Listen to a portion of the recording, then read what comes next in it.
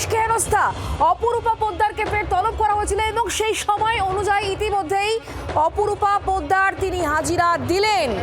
গত মঙ্গলবার কি হয়েছিল আপনারা প্রত্যেকে জানেন। তার স্বামী শাকির আলীকে গ্রেফতার করে যখন এনআইএ, সেই সময় পুলিশের কাছে বাধা দান করার অভিযোগ তার বিরুদ্ধে। অপরূপা পোদ্দার তিনি একেবারে সময় মতো আজকে দুপুর 12টার সময় তাকে হাজিরা দিতে বলা হয়েছিল এবং সেই অনুযায়ী শ্রীরামপুর থানায় হাজিরা দিলেন অপরূপা পোদ্দার। এই বিষয় নিয়ে আমরা আরো জানি, কথা বলি। অর্কদীপ্ত মুখোপাধ্যায় আমাদের সঙ্গে রয়েছেন। অর্কদীপ্ত, তাহলে হম্বিতম্বি শেষ, সময় মতো চলে এলেন অপরূপা?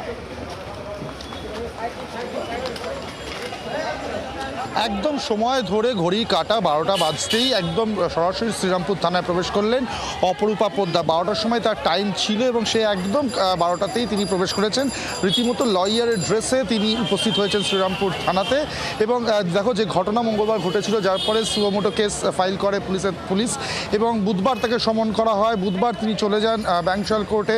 বৃহস্পতিবার ফের তাকে সমন করা হয় এবং সেখান থেকে আবার তিনি আজকে তাকে ডাকা হয়েছিল বৃহস্পতিবার সমন করে, এবং সেখানে তিনি একদম 12টায় ঢুকে গিয়েছেন। এই মুহূর্তে থানার সামনে প্রচুর পুলিশ রয়েছে, প্রচুর সেন্ট্রাল ফোর্স রয়েছে, মহিলা পুলিশও প্রচুর পরিমাণে মোতায়েন করা হয়েছে এবং পুরো থানা চত্বর, শ্রীরামপুর থানা চত্বর কিন্তু কার্যত মুড়ে ফেলা হয়েছে পুলিশি নিরাপত্তা, এবং কোনো গাড়ি বা কিছু দাঁড়াতে দেওয়া হচ্ছে না।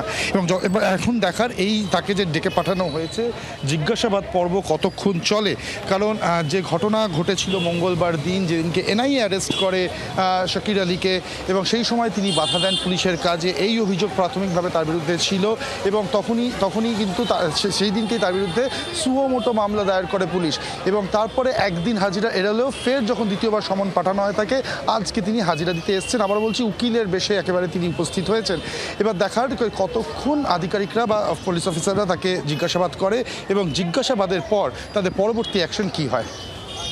এক্ষেত্রে দুটো প্রশ্ন, এক তো উকিলের বেশে তিনি কেন এলেন, আর দ্বিতীয়ত আজকে যখন তিনি প্রবেশ করলেন তার বডি ল্যাঙ্গুয়েজ কেমন ছিল? কারণ আগের দিন আমরা দেখেছি তার হম্বিতম্বি, তার দেমাগ দেখা গিয়েছিল।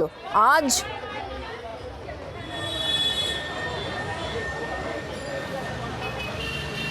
দেখো আজকে তাকে আসতেই হতো। তাকে মোটামুটি বিষয়টা সকাল থেকেই নিশ্চিত হয়ে গিয়েছিল। যখন আমরা আগেও কথা বলছিলাম, যখন আমরা ঘন্টাখানেক আগেও আমরা কথা বলছিলাম, তখনও কিন্তু আমরা আমাদের দর্শকদের জানিয়েছিলাম যে আজকে মোস্ট লাইকলি তিনি আসবেন এবং সেই মতোই খবর ছিল। কারণ যদি তিনি আজকে না আসতেন সেক্ষেত্রে বড় পদক্ষেপ নিতে পারত পুলিশ, তার বিরুদ্ধে ওয়ারেন্টও ইস্যু হতে পারতো। সেক্ষেত্রে তাকে আসতেই হতো আজকে এবং সেই মোতাবেক একদম ঘড়ি কাটা ধরে তিনি এসেছেন। দেখো, হম্বিতম্বি আমরা দেখেছি তার। মঙ্গলবার দিন পুলিশের ওপর রীতিমতো চড়াও হতে, পুলিশের সাথে রীতিমতো বাকবিতণ্ডা করতে এবং ধাক্কাধাক্কিও দেখা যায়। ফলে তারপরেই যখন পুলিশের তরফ থেকে সমন পাঠানো হয়, প্রাথমিকভাবে তিনি গিয়েছিলেন ব্যাংশাল কোর্টে। বুধবার দিন প্রথমে তিনি ব্যাংশাল কোর্টে যান এবং যখন দ্বিতীয়বার তাকে সমন পাঠানো হয়, একটা উচ্চ পর্যায়ের বৈঠক হয় পুলিশ আধিকারিকদের তরফ থেকে এবং সেই বৈঠকের পর দ্বিতীয়বার তাকে যখন সমন পাঠানো হয়, আর তার কাছে কিন্তু কোনো রাস্তা ছিল না, তাকে হাজিরা দিতেই হতো এবং একদম ঘড়ি কাটা ধরে তিনি হাজিরা দিলেন। ফলে সব মিলিয়ে যে হম্বিতম্বি যে দেমাকের কথা বলছো সেটা দেখা গিয়েছিল, সেটা কিন্তু আজকে একদমই উধাও বলা যেতে পারে। একদম তিনি হেঁটে এলেন, সঙ্গে তার নিজস্ব লয়ারও রয়েছেন এবং হেঁটে এলেন এবং ঢুকে গিয়েছেন। আবারও বলছি, এবার জিজ্ঞাসাবাদ পর্ব শুরু হবে। সময় সাপেক্ষ, কারণ জিজ্ঞাসাবাদ করতে সময় লাগে এবং সেই কিন্তু খুব ইন্টারেস্টিং বিষয় হচ্ছে এই জিজ্ঞাসাবাদ পর্বের পর যতক্ষণই লাগুক, 1 ঘন্টা 2 ঘন্টা 3 ঘন্টা বা তার চেয়ে বেশি যতক্ষণই লাগুক, জিজ্ঞাসাবাদ পর্বের পর পুলিশের তরফ থেকে কি অ্যাকশন নেওয়া হয় সেটা কিন্তু খুব ইন্টারেস্টিং হতে চলেছে। কি প্রশ্নের আজকে সম্মুখীন হতে পারেন অপরূপা পোদ্দার, কি মনে করা হচ্ছে এখনো পর্যন্ত অর্কদীপ্ত?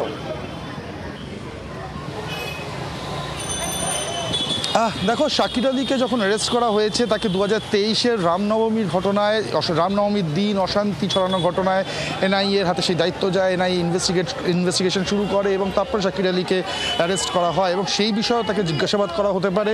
এবং অবশ্যই করে সেদিনকে যে ঘটনা ঘটে, অর্থাৎ মঙ্গলবার দিন তাদের বাড়ির সামনে যে ঘটনা ঘটে, পুলিশের সাথে বাকবিতণ্ডা, ধাক্কাধাক্কি, রীতিমতো হম্বিতম্বি, কেন তিনি করেছিলেন, কারোর মদত ছিল কিনা ইত্যাদি নানা বিষয়। মূলত মঙ্গলবার দিন দিনকার ঘটনা এবং 2023-এর রামনবমীর দিনের ঘটনা। অবশ্যই শাকির আলীকেও সেটা নিয়ে পুলিশ জিজ্ঞাসাবাদ করেছে এবং করবে।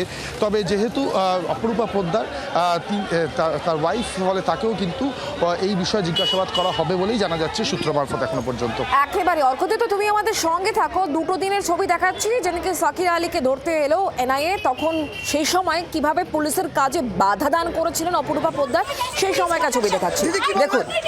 দিদি কি বলবেন? দিদি কি বলবেন? দিদি কি বলবেন? দিদি কি বলবেন? দিদি কি বলবেন? দিদি কি বলবেন?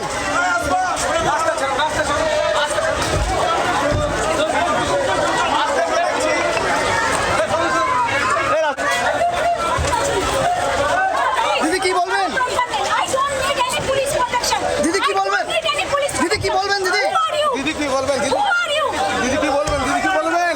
দিদি কি বলবেন?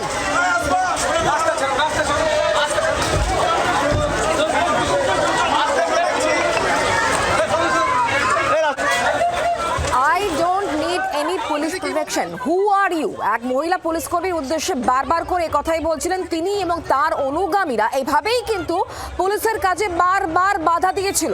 তারপর তাকে তলব তিনি এড়িয়ে যান। তারপরে তিনি বুঝতে পারেন হয়তো যে বিপদ সমূহ, আর সে কারণেই আজকে একেবারে ঘড়ির কাঁটা অনুযায়ী ঠিক 12টার সময়, মানে 12টা বাজার 2 মিনিট আগেই তিনি পৌঁছে গিয়েছেন। একেবারে দেখতে পাচ্ছেন লয়ারের পোশাক, সেই পোশাক পরে নিজস্ব লয়ারকে সঙ্গে নিয়ে তিনি প্রবেশ করে গিয়েছেন এই মুহূর্তে শ্রীরামপুর থানা চত্বরে। দেখতে পাচ্ছেন এই মুহূর্তে সেই ছবি। আজকে তাকে জিজ্ঞাসাবাদ করা হবে এবং জিজ্ঞাসাবাদ পর্ব কতক্ষণ চলো সেদিকেও অবশ্যই আমাদের নজর থাকবে। অর্কদীপ্ত, তোমায় ধন্যবাদ।